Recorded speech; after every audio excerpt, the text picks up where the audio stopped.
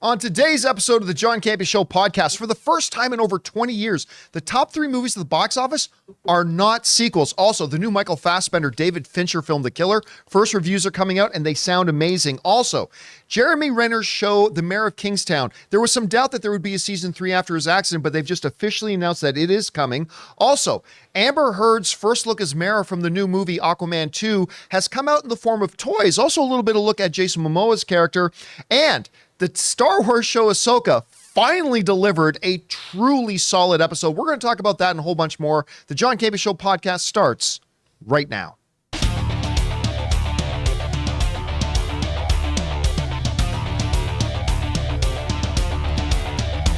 Well, greetings and salutations, everybody. Welcome to the best damn movie-related show on the planet Earth, the John Campea Show, coming from right here in our quaint little studio, brought to you in part by our friends at Mint Mobile. I am, of course, your host, John Campea, and it is an awesome honor and privilege, as it is every day, to have you, our international friends, gather around as we talk about our favorite things in the world: movies, movie news, TV, and streaming, and all sorts of good stuff. Not just giving you our opinions, but also giving you some information and context so you guys can form your own well-informed opinions, whether they're the same or completely different from ours. Joining me in studio today, I got Ray Ora. Peanut Butter Falcon, baby. We got, that was random. Over here, we got Jonathan Voico. Hey. Writer, director, producer, Robert Meyer Burnett is here. Falcon and the Snowman, baby. That gave me some PTSD. And of course, most importantly, you guys are here. Thank you so much for being here and making this show part of your day. And here's how today's show is going to go. We're going to break it down into 2 parts mainly. We're going to first talk about those topics that I ran down. And then in the last part of the show, we're going to take some questions from our YouTube channel members. With that down, guys, let's dive right into it, shall we? Now, it's not a surprise to know that with the popularity of IP, every year, especially for like the last 20, movies and the movie box office charts have been dominated by sequels because it's recognizable IP. People had seen the first one. Getting people aware of your movie and aware of your project is half the battle. And you're coming out with a sequel, half the work is done already. So normally the charts are completely filled. Actually, I think it was like in 2011, 9 of the top 10 box office films that year were sequels. In 2012, 8 of the top 10 box office movies were sequels. But this year, for the first time in over 20 years, the top 3 movies at the box office, none of them are sequels. Obviously, those are Barbie, that has $1.38 billion at the box office. Super Mario Brothers is $1.35 billion at the box office. And oh, take a look at this. Oppenheimer is now in there at 853, surpassing Guardians of the Galaxy 3. Which obviously was a sequel, which means the top 3. And honestly, especially now with Dune moving out, I think we're looking at the top 3 box offices of the year. I mean, yeah, we got the Marvels coming out. I think the Marvels will do well. I do not think it's going to make over $800 million. So I think you're kind of looking at it here. Now, the question that everybody's going to want to ask is this a sign of what moviegoing is now from now on? Does this mean that the audience has given up on sequels? Well, I'd say hold the phone a little bit. While the 3 movies that are out are in the top spots at the box office, well, none of them are sequels. 2 of them are insanely recognizable IP. They're not sequels, but it's not like they're Oppenheimer. It's not like it's Peanut Butter Falcon. It's not like, yeah. So while I still think it's amazing and fantastic that we've got this year, hasn't happened in a couple of decades, no sequels in the top 3, amazing. I do not, Rob, honestly believe this points to a larger trend that we have coming. And by the way, I was first made aware of this by the good folks over at Slash Film. They seem to be of the opinion that this could be a sign of things to come. I don't know that it is per se, but perhaps because in the same year that we've had a couple of these big monstrous hits, we've also had a couple of sequels not do at least what they were hoping. Mission Impossible still made over $500 million, over $500 million, but just not where they thought it was going to be. Indiana Jones was definitely took a big hit, all that kind of stuff. Rob, what do you think about this in a historical context of, again, it's been a couple of decades since we've had these numbers. And do you think this could be the sign of a new trend of movie going? Well, necessarily think it's franchise fatigue. It's good movies. And the fact is, when you went to see, let's face it, John, a Super Mario movie, that could go either way. We had a Super Mario movie 30 years ago that didn't go the right and it way. Went a certain way. It didn't go our way.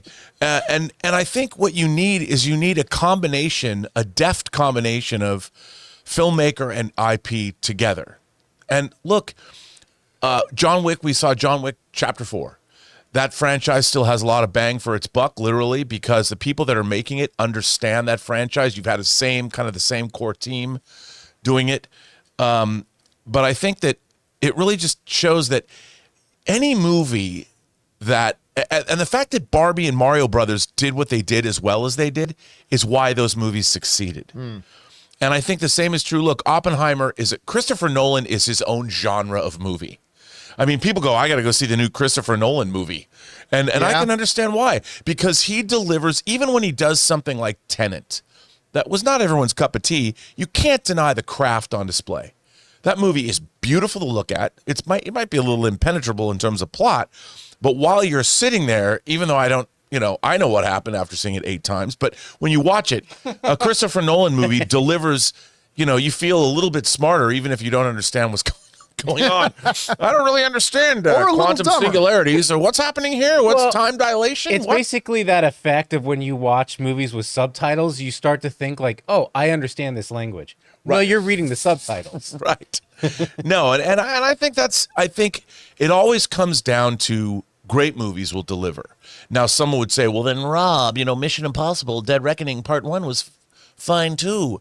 I would say that movie, which is beautifully made, and that end sequence, talk about leaving you breathless, that last hour on that train is amazing filmmaking. It was a crazy, crazy set piece. But I think that ultimately it might not overall have delivered something that was different enough, maybe. It's the 7th movie in a franchise, whereas I went back and rewatched all the Mission Impossible movies. They're all beautifully made. Even if you don't like John Woo's Part 2, which is a wacky, weird romance, actually. I understand why but a franchise also needs to sort of reinvent itself. But then again, John Wick's doing a pretty good job staying the course. But I do think that it really comes down to a great IP and great filmmakers that are doing something unique and give us a good movie. So I don't think it means anything on the larger scheme of things, but Super Mario Brothers was really well done, and so was Barbie. Yeah, and Oppenheimer's Oppenheimer. And, yeah. All right, guys, what do you think about that? Do you think we're looking at a brand new trend that maybe audiences moving away from franchises? Hard to make that argument when you have 2 of those top 3, well, really the top 2 that are world-known properties. So I don't know. We'll have to see how that all turns out. All right. With that down, guys, let's move on to this, shall we? There's been a new movie coming out with Michael Fassbender. Now, Michael Fassbender is a really interesting story because no one's going to doubt that he is a world-class actor. I mean, he is phenomenal. However, while he just about was at the absolute peak and pinnacle of the business, he ran into a succession of, I'll just say it, pretty bad movies that he made. One of which was one that we had a lot of hope for with Assassin's Creed. Oh, boy. And that was just terrible. And then he made one that I get what they were going for, but it missed the boat, no pun intended, with The Light Between Oceans. Remember that one? Mm-hmm. Oh, God, that was awful. That was so bad. And, somebody brought it up earlier. Don't even get me going on Snowman. That should have been the next Along Came a Spider. It should have been the next, great serial killer mystery crime thriller kind of thing. And it was so awful. And then he played Magneto again in the X-Men Phoenix. Dark Phoenix. The Dark Phoenix, which I don't think was as bad as some people make it out to be, but it certainly wasn't great. He's always good in the role, though. Oh, he's always never good phones in the role, it in. right? So he's got this new movie called The Killer coming out, but that's interesting for one really big reason. I mean, it's a story I've heard before. An assassin who's now on the run from his employers. Okay, we haven't heard that 100 times. Fine. But it's being directed by David Fincher. And lest you forget about why we gush about David Fincher when we bring him up. I mean, here's just a couple of his greatest hits. Take a look at these. Just a couple of them.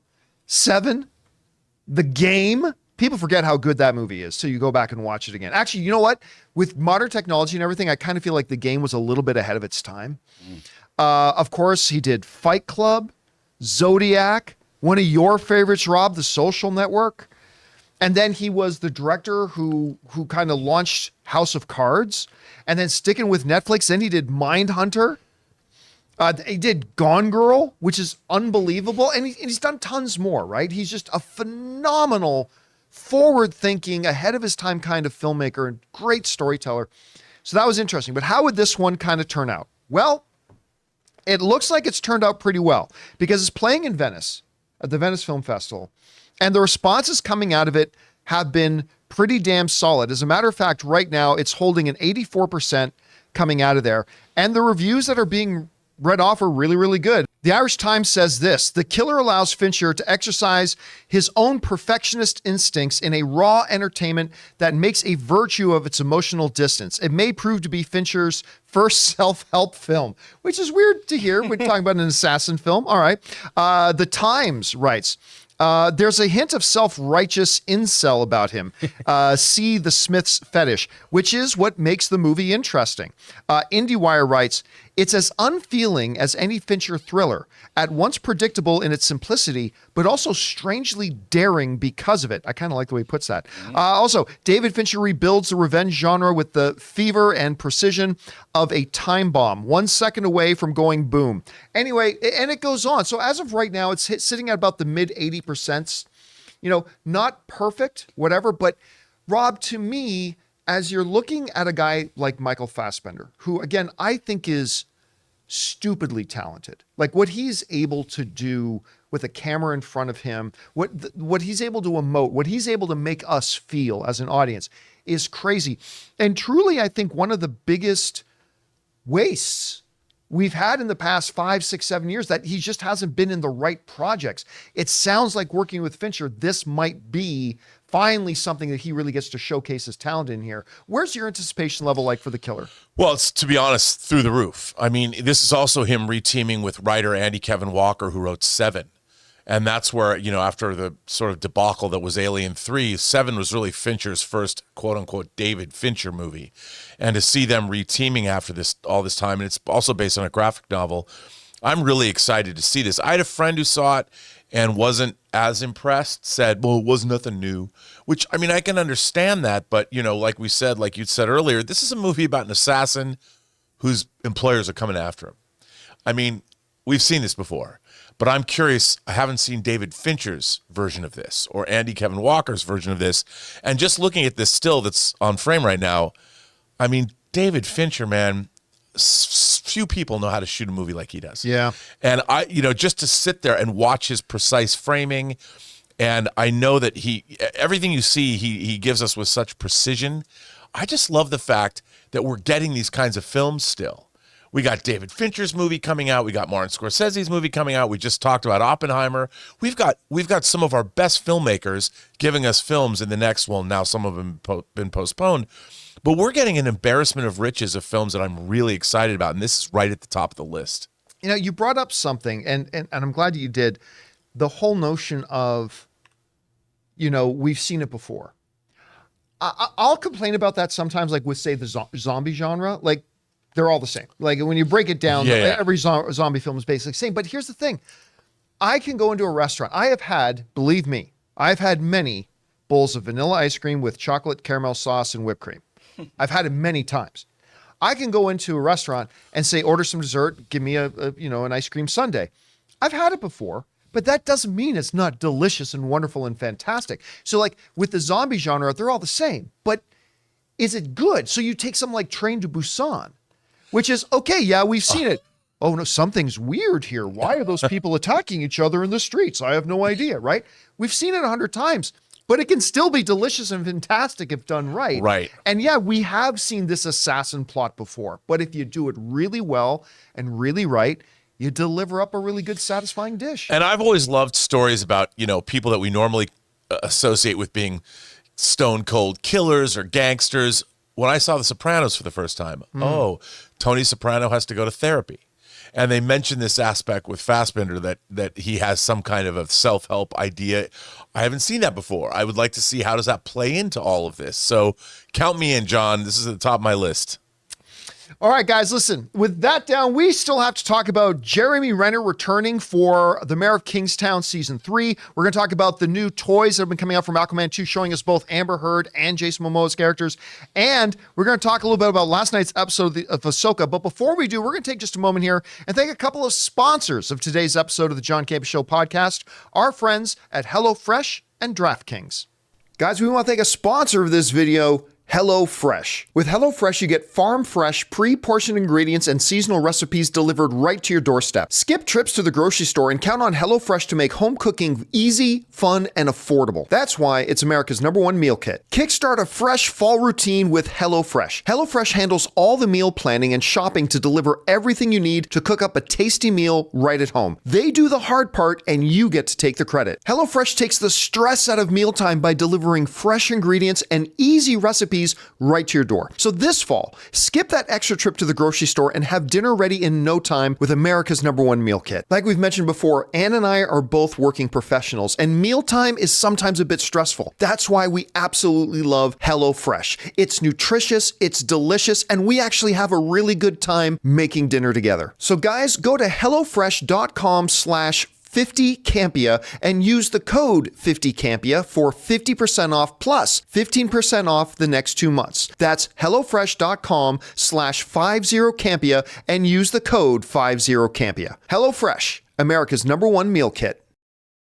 Guys, we want to take a second to thank a sponsor of today's video, DraftKings. Can you believe we've had 7 months without an NFL game? Crazy, right? Well, good thing that's over. NFL is here, and DraftKings Sportsbook, an official sports betting partner of the NFL, is giving you a can't-miss offer for Week 1. This week, new customers can get $200 in bonus bets instantly when you just bet $5 on any NFL game. DraftKings is hooking everyone up with game day greatness. All customers can take advantage of 2 new offers every single game day this September. Check the app to see what you get. So download now and use the code CAMPEA to sign up. New customers can take home $200 in bonus bets instantly just for betting $5. That's code CAMPEA only on DraftKings Sportsbook, an official sports betting partner of the NFL. The crown is yours. Gambling problem? Call 1-800-GAMBLER or visit www.1800gambler.net. In New York, call 877-8-HOPENY or text HOPENY 467-369. In Connecticut, help is available for problem gambling. Call 888-789-7777 or visit ccpg.org. Please play responsibly. On behalf of Boot Hill Casino and Resort, Kansas, 21 plus age varies by jurisdiction. Void in Ontario. See dkng.co/football for eligibility, terms, and responsible gaming resources. Bonus bets expire 7 days after issuance. Eligibility and deposit restrictions apply. And thank you to our friends at HelloFresh and DraftKings for sponsoring this episode of the John Campea Show podcast. All right, guys, with that down, let's move on to this, shall we? I love Jeremy Renner.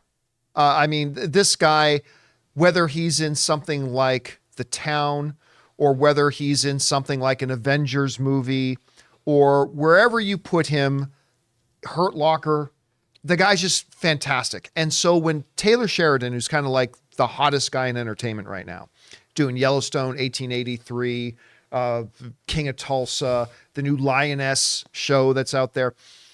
I think just behind Yellowstone for my favorite show of his is Jeremy Renner's Mayor of Kingstown. I love this show. I mean, the character itself is utterly fantastic. It's got a great villain in it. Just the whole world. The whole show is basically based in this town called Kingstown, where the #1 industry is prisons. Prison is the industry. That's it. And Jeremy Renner plays the way that they call him the mayor. He's not really the mayor, but they call him the mayor because he's the guy everybody goes to. He's kind of like the broker, the mediator between law enforcement and the people in prisons. And he's the guy who keeps the peace, right? It's an incredible show. It's fantastic. Season 2 ended with a banger. And then New Year's happened and Jeremy Renner had his accident, which, you know, when the news first came out, it was, he had a snowplow accident. You never want to hear that phrase. Like cooking accident, okay. You know, skateboarding accident, oh, that could be, you don't want to hear snowplow accident. And as time has gone on, we've found out more and more details about just how close we came to losing Jeremy Renner in that. And so it really, I said on this show a number of months ago, I doubt we're ever going to see Mayor of Kingstown season 3. Well, great news. They have now officially announced Mayor of Kingstown season 3 announced for Jeremy Renner series. Super excited about that. This is from Coming Soon, where they wrote the following. Mayor of Kingstown season 3 has been officially announced, confirming the return of Jeremy Renner-led crime drama created by Taylor Sheridan. According to the Hollywood Reporter, the show was quietly picked up months ago, but Paramount Plus delayed the announcement while Jeremy Renner recovered from his serious New Year's Day snowplow issue. So a couple of interesting things here. Number one, yet another example of when they announce something, it's something that was already pretty much decided months earlier. But also, I really do appreciate that Paramount decided, you know what, while Renner's still recovering, let's just sit on this.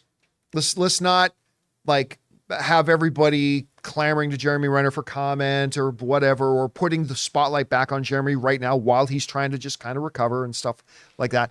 I really do appreciate that they decided to take that approach, but I gotta tell you, for me, I love it. The characters in are fantastic.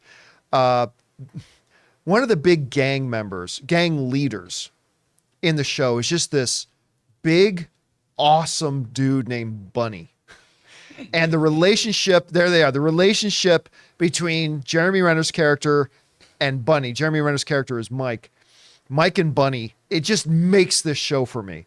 Because, you know, a lot of Bunny's guys are inside the prison system, so he's the guy that Jeremy Renner's got to deal with a lot of time. It's just this amazing balancing act of what he has to try to deal with guards and inmates and keeping the peace. It's absolutely incredible. If you have not started watching The Mayor of Kingstown, you absolutely must. Anyway, Rob, you hear this news. I didn't think this day would come. I did not think they'd do a season 3 after the accident. I'm so thrilled about it. What's your take on this? Well, you know, I, like you, love Jeremy Renner. And to me, he's never delivered a bad performance. And there's something about his kind of, and as he's gotten older, the gruffness of he can be very warm and caring, but he can also be very gruff and dangerous at the same time.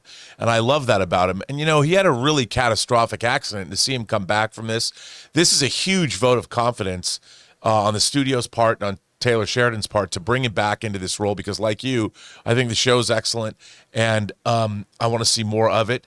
But to have Jeremy Renner come back is a big deal. And so congratulations to him. And maybe he can undo the disappointment that was Hawkeye.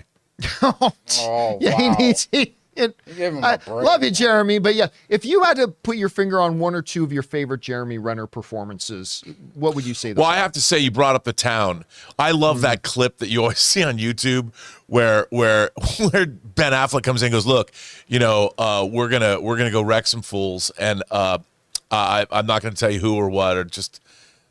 And he's like, "I'll get my keys." Or whatever. That's right. Yeah. You know what? I can't tell you where we're going. I'm not gonna. And I love that. I love that clip. But to me, the Hurt Locker said that to me when the first thing that pops into my mind is not Hawkeye. I was kidding about the show, although those are great Hot Toys figures. I think about the Hurt Locker because, man, his portrayal to me was haunting. That movie haunted me. Yeah. You know, and that could have been. I mean, that movie was, I thought that was an incredibly powerful movie, but that movie was made by his performance. And every time I watch that film, I'm just like blown away by I don't know how he dug deep to give us what he gave us in that movie, because it's haunting. That's all I can say. I wanted to show this picture. I brought this up before. This was me about 35 pounds ago. Me and Jeremy Renner. Jeremy was kind enough to come down to AMC. This is back when I was still doing AMC. Came down to AMC and just did like a full afternoon with us. Sat down. He was just absolutely incredible and couldn't be a nicer guy. And I'm so thrilled that he's recovered enough that his career is going to continue and that we're going to get Mayor of Kingstown season 3. I'm super stoked about that. All right. With that down, guys, let's move on to this, shall we? You know, and for all the wrong reasons, right now, all eyes are kind of on Aquaman 2. And I say for all the wrong reasons because, unfortunately, and maybe even unfairly, maybe even unfairly. Right now, we're not looking to Aquaman 2 for the super hype of the follow-up to the billion-dollar hit that first Aquaman movie was. No, now we're kind of looking at it almost like we're anticipating a car crash, right? All the words and reports about multiple reshoots, and each time they've done test screenings, the test screening scores got worse. Remember, Deadline put out that one report about that the test screenings continued to went down. On top of all that, you had there's a whole thing about Amber Heard. And then on top of all that, the state of DC, which is everybody's given up on DC. There's, in the last 5 years, not a single out of the 7 films that have come out in the last 5 years, not a single one of them have made $400 million. A couple of them haven't cracked $200 million. By the way, it looked like Blue Beetle might actually cross Shazam 2, but it's still not going to make $200 million. And so for all those reasons, people are like, how's this going to go? How's this going to go? Now, look, I had a really good time with the first movie. I think James Wan has a real flavor for this. I think he's right at home in this. But Aquaman 2 is coming. And the first kind of look at a couple of merchandise pieces have come out. Some toys have come out. So let's go over and take a look at some of these. This is coming to us from our friends at the Direct. And they're showing off. So there's the first thing. You know, maybe I'm just spoiled by Hot Toys. I really hate it when toys have terrible face sculpts. That looks nothing like Amber Heard. That looks like my 4th grade gym teacher, to be honest. And that was a man, by the way. Oh, wow. So, I mean, that's not great. I mean, I like the outfit. The outfit looks good. There's more of a shot of like what she looks like more in a photo, and then going back again to that. I don't see it. So whatever.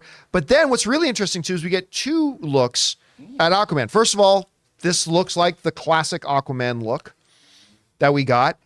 But then we also get a second version of the toy where we've seen some images with him in this outfit. Now, sometimes these toy releases come out and they give away major reveals or whatever. Nothing like that here. I mean, we knew Aquaman is going to be an Aquaman. We knew Mera is going to be an Aquaman. I mean, we were actually at CinemaCon and they gave us a little presentation on Aquaman 2. And we were actually, because with all the controversy going around, we thought they may try to, there was a lot of reports that they've cut Amber Heard out of the movie or whatever.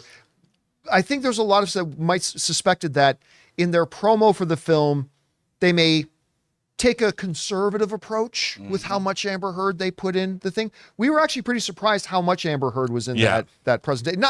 Not that it made it look like Aquaman and Mera, the movie, not like that, but we were kind of surprised how much they put her in there. Anyway, Rob, you take a look at some of these images we see. What do you think about the looks we're getting? And as somebody who liked Aquaman 1 even more than I did, you liked it even more than me. I really did. With everything that's going on too, where's your anticipation level like right now for Aquaman 2? Well, look, I'm a huge fan of James Wan. I mean, here's a guy that started how many franchises? Saw, Insidious, the Conjuring universe, and when he does movies with Kevin Bacon, they're kick-ass. And so I'm always rooting for him. I love the first Aquaman. It harked back to that sort of Ray Harryhausen, Sinbad, Jason the Argonauts fantasy epic. So, I mean, John, I was giddy like a little kid when the battle at the end between dudes on armored sharks versus dudes on armored seahorses. I'm like, come on, man. It was fun. This was made for me.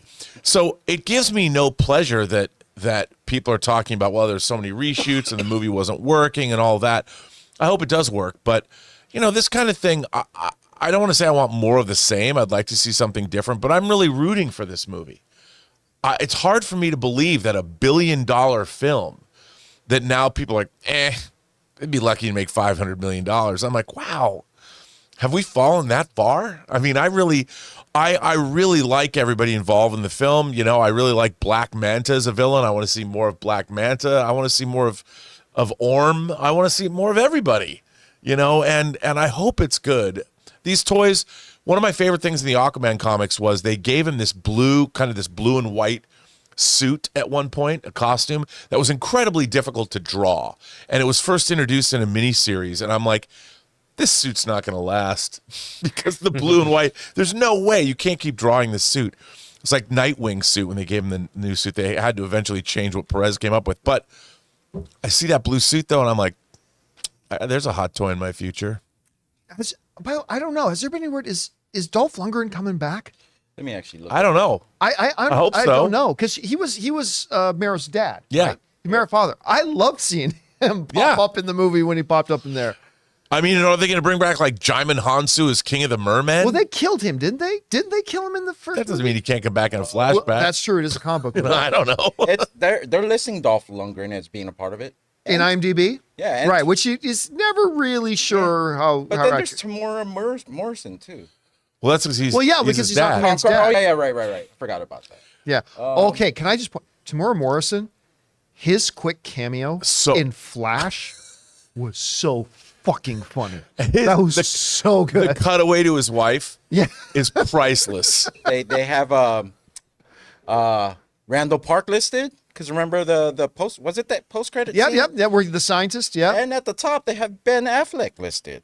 Well, yeah, but now we know that's not happening. That'll be interesting to see. Yeah, if so he actually he's does. not going to be in there now. Anyway, we'll see how this all kind of turns out.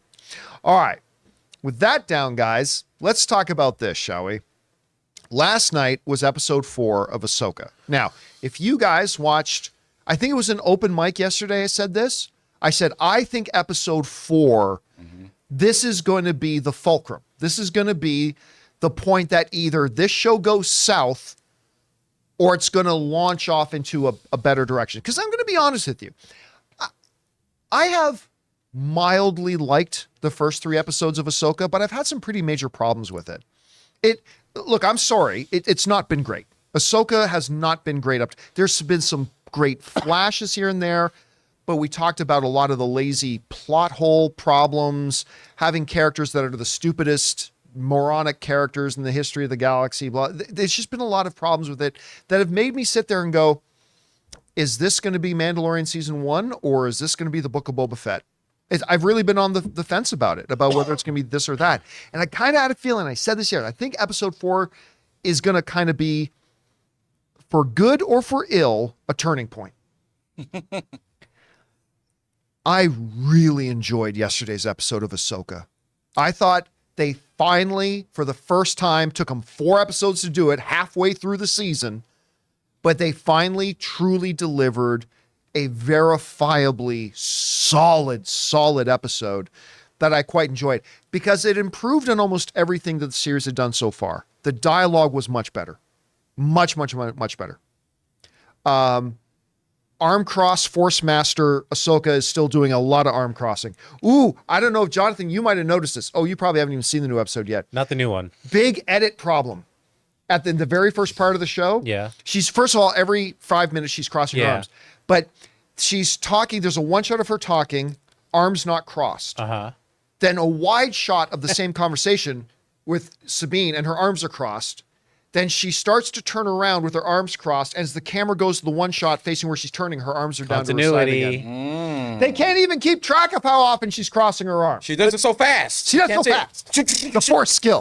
I mean, I think I noted the scene you're talking about because I had to grab screen grabs for this topic. So I think I noticed that just grabbing screen grabs. Now, again, let me start with the dialogue. Big improvement.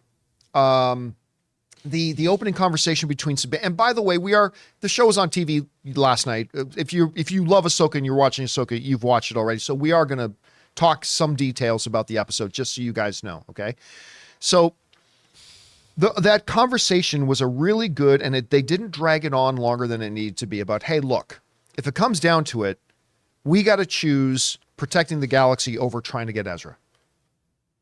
That's the kind of conversation that should be happening. And they handled it well. They got to the point of it. They moved on, which I thought that was very, very, very well done. But stealing the episode is Ray Stevenson again as Balin. I said this before. I love the fact that he's not just some mustache twirling villain. And they really doubled down on that this episode because not only like some great villains, he thinks he's right. He's not trying to be evil. He thinks he's right. But more than that, he sees Ahsoka as a villain. Like, he actually looks at Ahsoka. There's this one point where they've got their sabers crossed and he says, death and destruction is all you know. Like, so he's got a massive hate on for something about the Jedi Order as a whole that clearly made him abandon the Jedi Order, much like Ahsoka did at one point for kind of different reasons. But he sees her as just another corrupted, broken Jedi that's standing in the way of good. And so I just love with the fact that you just don't see the grand design. No, it's like he's got her down. He's like you're just all you're about is death and destruction. It's like seeing an antagonist with that kind of an attitude, it just deepens it. And I love when he says, Sabine, look, I get it. You've been lied to. You give me this thing, I give you my word. You ain't going to be harmed. And sure enough, she hands it over, and the pissed off apprentice shows up, starts to force choke her, and Bale's like, let her go. I promised her she was not going to be harmed, and unlike her former master, I keep my promises. I'm like, this is a fucking great villain. I was loving it. You finally had Hera making a really smart decision, saying, well, okay, they said I can't take the fleet. Fine. I'm just going to gather some people together, go. It was great to see Mr. Kim in there too. Mm-hmm. So they decide to go check it out. I loved that. The lightsaber fights were fantastic. They were really, really good. I love the fact that Ahsoka lost. She got beat. She straight up, fair and square, got beat. And I'll tell you what, I had the same feeling watching that as when I was watching the last Mission Impossible movie, the one with Henry Cavill in it, when Tom Cruise legitimately got beat in the bathroom fight. It wasn't for him and Henry being able to team up, he straight up lost. And I remember that is so ballsy when your filmmakers or showrunners, as the case may be, are willing, because it doesn't happen often, to have your main protagonist get their ass beat and get their ass handed to him. And I'm like, that doesn't make the character seem weak to me. That makes it seem all the more interesting. All the more interesting. Yeah. And you know they're going to have another confrontation. So that was all great. And, I heard some people complaining that Sabine would never just hand over the map. Why not? She's lost everything else. Her family was gone. As far as she knew, Ahsoka was now dead. The only thing she has left in this universe is the hope that she can get Ezra back. That's it. That's her whole galaxy right now. That's all she's got. And she's dead. Yeah, she can shoot that ball, but as soon as she does, her head's coming off. It's just, and so I think if you really, and I think that is some good character work right there. Putting her in that moral dilemma position and then having her make the non-pure hero decision, but rather the decision of an actual character who actually has context to what's driving her to make the decisions she's going to make. And I thought all of that was wonderfully done. I said at the beginning of the show, I did not want them to go to the World Between Worlds thing. I did not like stuff with the World Between Worlds. And I'm going to be fair with you at the end when she wakes up, very much like Gandalf before becoming Gandalf the White. She wakes up in this World Between Worlds. I'm like, I was afraid they were going to go here. And I don't like that they are. That's fine, whatever. And then Anakin shows up. Terrible CGI face Anakin. I've heard the complaints about it. I agree. The CGI on the face was terrible. But it doesn't matter. The point is, she's looking at a pre-dark side turn, that age, Anakin. And so they made him look like that. Okay, the CGI wasn't great. Big deal. That doesn't change narratively what has happened. Again, I don't like that they're in the World Between Worlds. I think it's a cop-out piece of bullshit, to be honest with you. Still, overall, I thought it was a thrilling episode. The action was beautifully choreographed, much better dialogue this time around, great suspense, some beautiful character dilemmas that our heroes were put in, that they made some really interesting decisions. Having our antagonists lose the fight, I think is fabulous for storytelling. A really good thing. Now, I do want to say one last thing though, Rob, before I throw it over to you. while I thought it was a really good episode, the first really good episode we've had this series, I've seen some people online saying stuff like, the greatest episode of Star Wars ever. No, it's not. No, I get it. We've been served dog shit, and now we're getting filet mignon, and it feels like it's the greatest thing of all time. Come on. There was like 4 episodes of Andor that were better. There's at least 3 or 4 episodes of Mandalorian that were better. But take nothing away. This was a really solid, very enjoyable episode. And Rob, if I was right and episode 4 is more of the taste of things to come, if this episode really is the taste of what's come over our final 4 episodes, then we could finally be in for a really, really good ride, because they hit most every note here. Still kind of perturbed that in all the marketing, it's Thrawn, and all the marketing. And we are now officially halfway through the season and still haven't got hide nor look of Thrawn, but still whatever. Awesome episode. You've also been kind of critical of this series up to this point. What did you think of episode 4? I think they should change the name of this show. You know, Balin and his group of people, I'm throwing in my towel with them. Because, I understand why. I just find that what they're doing now and where this is going, I'm interested. I mean, I think it's weird that this whole thing is moving. This is like the Filoni-verse, which is a subverse of the Star Wars universe. And on one hand, with the Force whales that can now travel between galaxies. I mean, this idea that you can travel between a galaxy with a certain hyperdrive engine is a little silly to me, because it shows the distance between galaxies is enormous. And basically, to be able to travel with a hyperdrive ring that far is magic. Not that the rest of the Force isn't magic too. But I'll roll with that. I'm now interested in this show because it wasn't so much that the pacing was wrong for me, these characters. I just didn't really like anyone. I liked our villains. That's been a problem. We've liked the villains more. I like the villains. I'm like, what are you guys doing? Like, why do you want to? And the fact that, like you said, I'm not going to hurt you. Just give me the thing. I'm not going to hurt you. And then all of these characters, I don't like the fact. I never like shows or movies where I'm just expected to like the hero because the hero's the hero. Right. You need to give me a reason to like them. And it depends on whatever it is you're doing. You got to set those people up, and I feel they did not do a good job. And I understand where the characters are coming off of Rebels. I get that. But I don't like Ahsoka on this show. Make me like her more. I mean, like you said, and I think this episode gave us a little bit more of that, right? Like, yes, it made did. Some progress in that way. It did. And Mary Elizabeth Winstead always has been good. She's always been good, but is she a little boring? But I really liked her this episode because she was taking decisive action. She's like, I'm going to go do this. Oh, okay, good. You've got your little strike force with you. Go on and do that. So again, I thought this was by far the best episode of the season. I wouldn't call it the best Star Wars by far. I mean, I thought Andor was a much better show. However, this has now piqued my interest. I was ready to not. I think you said last week this was the make or break. Yeah, I was getting close to tapping out. And I was listening to you. I was like, I wonder, because when I started watching it, I think, like 6:40 where I started seeing the first responses on Twitter coming in. I'm like, oh, okay, I'm going to watch. I was doing something else, and I'm watching this now. And I liked it a lot, and I can't wait for next week.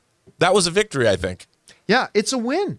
It's definitely a win. It's the first decisive one I think they've had in the series. And again, I still don't think this show has been great, but if the rest of it can be, and maybe this is unrealistic, but if the remaining 4 episodes can hum at the tune that episode 4 did, and I'm not talking about has to have a bunch of lightsaber fights. Right. No. It was what made it, the action was very good, but what made it really solid was the character work, was the dialogue that was going on, the dilemmas and choices that our heroes had to face. Like, that was that was Andor level stuff. Yes. And if they can keep doing this for the next 4 episodes, this is going to be a winner series. This is going to be a really big winner. Anyway, guys, question is for you. Did you have a chance to see Ahsoka, episode 4? We're now halfway through the season. What did you think of it? Did it still not live up to the hype like the other episodes for you? Were you more like me who thought this is the promise of what this show can be? Whatever you guys think, jump on down into our comments section and let us know your thoughts. All right. With that all down, guys, we're now going to go over and start taking questions from our YouTube channel members. But before we do, we're going to take another quick break and thank another sponsor of today's episode of the John Campea Show podcast, my mobile service provider, and they should be yours, Mint Mobile. Guys, we want to take a second to thank a sponsor of today's video, Mint Mobile. Signing your life away to a big wireless provider is kind of like being trapped on a roller coaster from hell. Sure, it looks like fun at first. They probably even threw in a free phone, but now you can't get off. Month after month of insane bills and unexpected thrills, like overages and surprise fees. If that sounds like your current big wireless plan, it's time to get off the ride with Mint Mobile. For a limited time, wireless plans from Mint Mobile are just $15 a month. That's unlimited talk, text, and data for just $15 a month. You guys know before I came to Mint Mobile, I was paying triple what I am paying now on the standard big wireless plan, and I will never go back. All plans come with unlimited talk, text, and high-speed data delivered on the nation's largest 5G network. Use your own phone with any Mint Mobile plan and bring your phone number along with all your existing contacts. To get your new unlimited wireless plan for just $15 a month and get the plan shipped right to your door for free, go to mintmobile.com/Campea. That's mintmobile.com/Campea. Cut your wireless bill to just $15 a month at mintmobile.com/Campea. And thank you to our friends at Mint Mobile for sponsoring this episode of the John Campea Show podcast. Okay, guys, with that down, let's go over and start taking our YouTube channel members' topics and questions. Jonathan, what we got? Okay, first up, we have CJ Rebirth. Have you guys seen any episodes from the improv comedy show Whose Line Is It Anyway? I grew up with a version where Drew Carey was the host, but I'm currently rewatching the revival version on HBO Max with Aisha Taylor as the host, and it's pretty hilarious stuff. I never watched the show, but I watched a lot of clips from the show. There's like some legendary one where it's like speak in sexual innuendo, but as if you're playing golf or something like that. I can't remember exactly what it was, but I remember I just started dying. I was laughing so hard. Some of the stuff that these guys were able to come up with, a couple of them are Canadian dudes, I think. Yes. Was just such unbelievable. I haven't seen anything with Aisha Tyler yet. No, but even before Drew Carey, it was Clive Davis or Clive Anderson. I can't remember what his name is, but it was this cast right here. This was even before Drew Carey. Right. I think I only started seeing it once Drew Carey was there, but yeah, it was some pretty really good stuff. All right, what's next? We got Sam Fisher. Bike Riders trailer gave me serious Sons of Anarchy, Mayans, MC vibes. Kind of made me want to watch Jackson Sam Crow again. You know, we ran out of time today to talk about. I think we're going to talk about it probably tomorrow on the show. But I'll say this, because Sons of Anarchy is like in my top 3 all-time favorite television shows. I've been really excited about Bike Riders, especially you got Tom Hardy, Austin Butler in there, Jodie Comer's in there, a lot of great performers. I got to tell you, I didn't love the trailer. I think Tom Hardy is amazing. But something about the accent he was rocking in this didn't quite do it for me. And Jodie Comer, I believe she's a mega star. I think she's amazing. Wasn't really digging her accent that she was doing in it either. Maybe once I see it in context of the movie itself, because a lot of people remember, everybody's like, Chris Pratt's Mario voice sucks. But then once you saw it in the movie, nobody's complained about it since, right? Maybe that'll be the case there. But I don't know, have you heard much about Bike Riders, or where's your I inspiration? read a few reviews, I guess, coming out of Venice. Yep, it's played in Venice. And it sounded okay. It hasn't gotten great reviews, but I mean, it interested me just because I like that subject matter. But I mean, again, I want to see it. Yeah. That's about all. Best thing I can say about the trailer is that I agree with you. It made me just want to go back and watch Sons of Anarchy again. Yeah. All right, what's next? All right, we got J-Dubs the first. Hi, John and crew. I really love your show so much. It keeps me awake, interested in laughing on my long drives. Keep it up. Thank you, man. John, you called last night's episode of Ahsoka being a turning point, luckily for the better in my mind. As we roll into episode 5, I just scored my 2 passes to see episode 5 in Boston next Tuesday at 8 p.m. How confident do you think Disney is that Filoni's episode is so good it's worthy of the big screen? It's got to be good, right? I hope. Yeah, I mean, hope. Look, in terms of not just passable, but really good. Really good. They're 1 for 4 on with Ahsoka episodes. Yeah. I'm sorry to anybody else who's loved Ahsoka so far. That's the beautiful thing about the art, right? It's all subjective. If you loved it, that's awesome. I'm not trying to take away from that. But from my perspective, they've had 4 episodes and they're 1 for 4 as far as delivering a truly great episode. But again, it was a really great episode. And if they can carry that on, then we've got some good things laying ahead. This Jon Favreau, Dave Filoni world-verse thing has ended up being pretty much a mixed bag, right? I mean, like, Obi-Wan wasn't so great. Book of Boba Fett was just terrible. Mandalorian season 3 was at best, yeah, I won't say it was awful, but it wasn't great. And they haven't launched Ahsoka really strong, but I mean, like episode 4 to me represents the potential of this type of this era of storytelling, right? It represents it's the manifestation of all that potential. And can they function at that peak potential, or do they keep falling back to the potential of episodes 1s and 2s, or Book of Boba Fett, or Mandalorian season 3? Ooh, I found this card, a business card on this droid to a bar. I mean, I don't know. We'll have to wait and see. But if they can keep going in this direction, they're going to be fine. So we'll see. Otherwise, just go back to Andor, please. All right, what's next? Alan writes, Happy Wednesday, Campea crew. I'm not sure what movie I am seeing the weekend Taylor Swift movie releases. I want to go just to see the Swifties and their excitement. Do you get excited to see passionate fan bases? I absolutely do. I would recommend just going and being in it then if you're that curious. Listen, we went to go see Barbie because we needed to go see Barbie. I mean, because of the CinemaCon presentation, I was very interested in seeing the movie. Yeah, of course. But when they had this early fan event, I was hell-bent on going to it because I wanted to see, I love seeing passionate fans. And we were not disappointed when we went. There were like men dressed in these like spanking pink suits and all this. I mean, it was great. I love seeing that kind of stuff. I told the story about when I went to the first early fan screening of the Sex and the City movie, the first Sex and the City movie, right?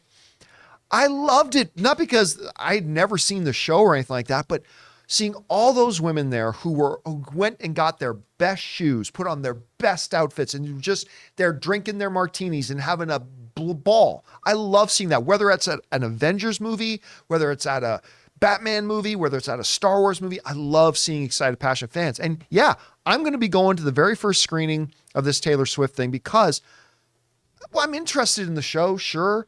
And this is unlike anything we've ever had in the movie business before, but I'm really excited to see passionate fans, whatever it is they're passionate about. I get a big kick out of it. All right, what's next? Chef Rigo. Chef Rigo. Have you guys ever seen Foxcatcher? Of course. That was like Oscar, worthy. I was mind blown when I found out it was an actual story. True story. Steve Carell, Channing Tatum. Brilliant film. I believe, if I'm not mistaken, it was Steve Carell. I think, Ray, can you fact check me on this? I think Steve Carell got an Oscar nomination for this. I believe he did. He was really good, too. He was so good. And you know what? Yeah. It's the movie, I think that a lot of people went, oh, damn, Channing Tatum is not just a pretty face who you can put in movies. He's become a legit actor now. But I think it was Stephen Carell's first Oscar nomination. I could be wrong about that, but I think it was. What did you think about it? I really liked it a lot. And Carell's performance, I mean, the story was interesting, but I really thought Steve Carell, that's why I went and saw it, actually. I saw it in the theater. And Steve Carell was unhinged. Yeah, such a good movie. We were able to find that. Yeah, best actor. He did get nominated for best actor. Okay, Yeah, there you go. All right, what's next? From Jack Master Norad, I'm really loving Ahsoka. For a person that didn't see Clone Wars or Rebels, I'm enjoying getting to know these characters. Episode 4 is a turning point for me. I got to say, because I have not been loving the series, but I've heard from some other people that have been, and that's great. I mean, that's, again, the beautiful thing about the art is that just because you don't like something doesn't mean a lot of other people can't, or vice versa. Just because you like something doesn't mean everybody else will. But that's the thing, though, right? Even through the first 3 episodes that I've been a little bit frustrated with, I said, if you remember me saying this, like, it's frustrating because you can see the potential there, right? Like, even though they got these characters making stupid decisions and it's really frustrating in many ways, part of the frustration is because you can see it. Like you can see that potential there. You can see what they're wanting to do. Can they actually bring it out? And that's why I've stuck with it. And we kind of got rewarded for that patience, right? With episode 4. But let me ask you this, Rob. Over or under 50% that episode 5 is going to be in episode 4, or it's going to be in episode 3? Like, do you think this next episode is also going to make us happy, or do you think it's going to be, oh, well, that was fun while it lasted? I think it's going to make us happy because, they wouldn't have set it up. I mean, episode 4 is a cliffhanger, and I think that there's so many questions. They left me a little slack-jawed, to be honest, at the end of that episode. I couldn't wait to see it. They know they have to deliver. And I think that, when Filoni's on, he's on. And I think he knew, like, he was building up to this. So I think he knows that there has to be a payoff. And I think that the payoff's going to be pretty big. And I think that I'm going to like it. And I think most people will too. My only wonder is I'm not really sure what this show is about yet. What's it about? Like, where are we going with this? Because we're in between, we're after the original trilogy and we're before the sequel trilogy. And I'm wondering, they're positioning the galaxy to do something, but where are we going with this? Because we know what ends up happening because we've seen the sequel trilogy. But what's going to be a result of all of the shenanigans that are happening in the show now? You know what? I would have answered differently a week ago, but having now seen episode 4, I think at the end of the day, this is not a galactic stakes kind of show. I think this show, again, I'm just taking all this from episode 4, is really just more about Ahsoka's personal journey. I think you might be right about that. And like the unresolved, I mean, they touched on it in Rebels about her unresolved issues with Anakin and her former master. And I wonder now if this is going to be with her coming to peace with everything, which, hey, listen. That's okay by me? Yeah, that's okay by me too. Like not everything Star Wars has to be big galactic implications. You can tell good character-centric stories. And if that's what this ends up being, so be it. I mean, if you do it well. Or maybe you can make it a best of both worlds. We'll see. All right, let's take time for a couple more. What do we got up next? Jay Superboy writes, hey, John, saw The Equalizer last weekend, and it was a horror show for the criminals. I mean, it was like watching Jason being a vigilante, which also makes the TV series look like, well, yeesh, keep it filthy. It's funny because I'm excited to see Equalizer 3, but I have not had a chance. I mean, some stuff came up with me and Ann this past weekend, but Rob comes in today and he says, like, you haven't seen Equalizer 3 yet? I'm like, no. And you're like, the first thing you said is it's pretty gory. So like, can you speak to what he was just saying? Oh yeah. I got to say, it was my friend Mikey Lito was the first person I talked to that saw it. Mikey lives in New York.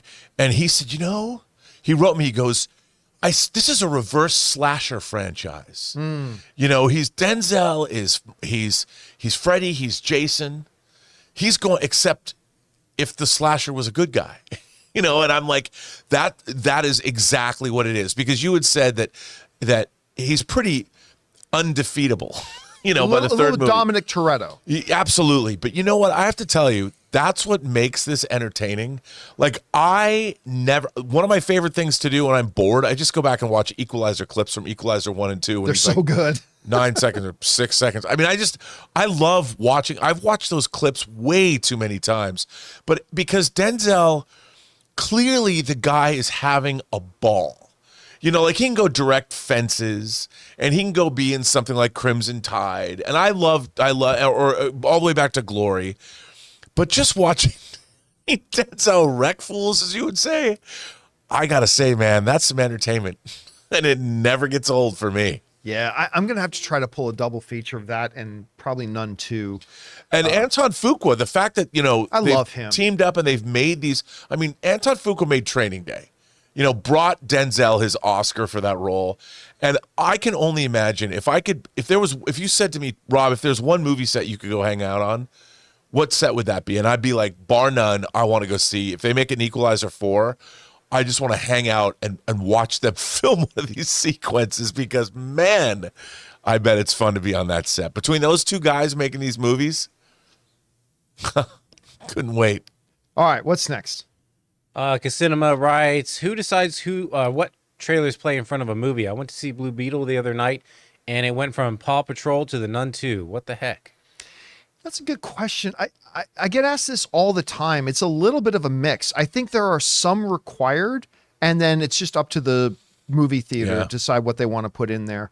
Like I think there are some definitely studios will say we want this trailer playing in front of our movie. So there's that. And then I think a bunch of, AMC plays way too many trailers, but I think they've been shortening their trailer window actually, which give them credit where it's due if that's true. But then the rest is up to them. So I think it's kind of a mix. But yeah, it is sometimes weird seeing the hodgepodge, if you will, of which trailers play in front of what. All right, what's next? Carmelo writes, hey, John and Batman Beyond crew, do you guys recall the first movie that made you shed a tear? Very curious.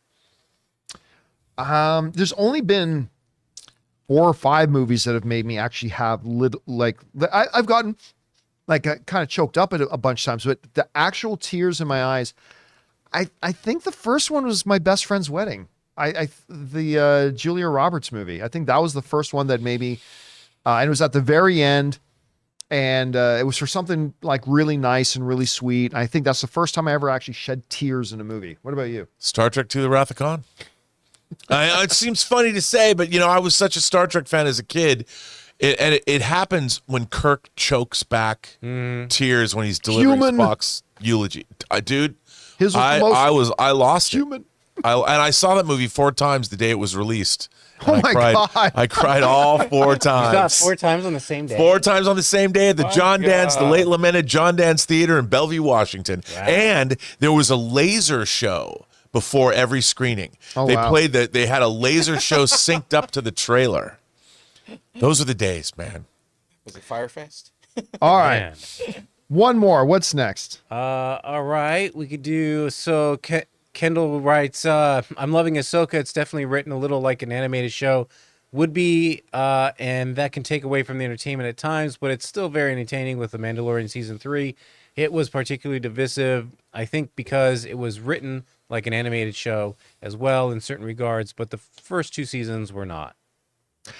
I mean, he's basically saying like Ahsoka just feels like it's written like an animated show. Yeah, but he says it's working for him. Yeah, well, I mean, that's been part of the problems, right? Because there's some things they've done in the show that if this was a cartoon, it probably wouldn't stand out as a problem as much. Right. Because it comes across differently. You gotta always be aware of the medium you're writing for, because it does come across different. And some of the things that I've had some complaints about, with Ahsoka would probably be things I may not have even noticed if it was a cartoon. But there is a difference. And listen, Dave Filoni is learning this, right? The great thing about Dave Filoni is that his attitude is, I don't know dick all. And that, when you got somebody with that attitude, the ceiling of potential is limitless. It's worrisome when somebody goes in and, listen, I know Star Wars. I've made successful shows, be it all cartoon. I know what I'm doing, right? That's more worrisome. I still remember in that Mandalorian behind the scenes special they did, and you see Dave Filoni sitting there in a chair going, I don't know what the fuck I'm doing. I don't know what I'm doing. And I'm like, while everybody else may have looked at that and said, oh, that's funny. See, for me, that was the moment that I went, he's going to be special. Like, he's already really good at animation, but at some point, he's going to be a really good live action director. It's going to take time, but he's going to get there because he's got that attitude, right? And I think we can see the growing pains a little bit, right? And we anticipated growing pains, but I think he's going to be a very, very good live action director and a very, very good, but I agree. A lot of this has some of the problems come across because it kind of feels like he's been writing for a cartoon again. But don't worry about it. He'll get there. He'll totally get there. You already see the progress, right? We're already seeing a little bit of progress. So he'll get there. He'll be fine. By the way, I wanted to bring this up because I was just thinking about this. But see if you can get this. This was for the first Equalizer movie when Antoine Fuqua actually came into our studio to sit down for the day and talk about the first Equalizer. And then after we were done for the day, I got into the elevator. In this old studio, we didn't have like a regular elevator. It was one of these old fashioned, like 15-foot wide freight elevators that you actually pull a cage down. And as you're going down, you can see the cables spinning. And we're in this thing going down. I was taking him back down to his car that was waiting to take him back to the studio. And he literally got the call while we were in the elevator that greenlit his next movie. And I think I could be wrong about which one it was, but I think it was his the one with Chris Pratt. Was it the Magnificent Seven remake? Yeah. Yes. I think, now I might have the wrong movie in mind, but I think that's when he got the call about Magnificent Seven. Anyway, it was a really, really good day. Anyway, guys, that'll do it for today's installment of the John Campea Show podcast. Thank you so much for being here, making this show part of your day. Big special thank you to our YouTube channel members. Number one, for being YouTube channel members and supporting what we do here, but also for sending in those fun topics. I want to thank the people in the room with me, Ray Ora, Yeah, baby. Jonathan Voico, See you later. writer, director, producer extraordinaire, Robert Meyer Burnett. And most importantly, thank you to all you guys for being here. My name's John Campea, and until next time, my friends, bye-bye.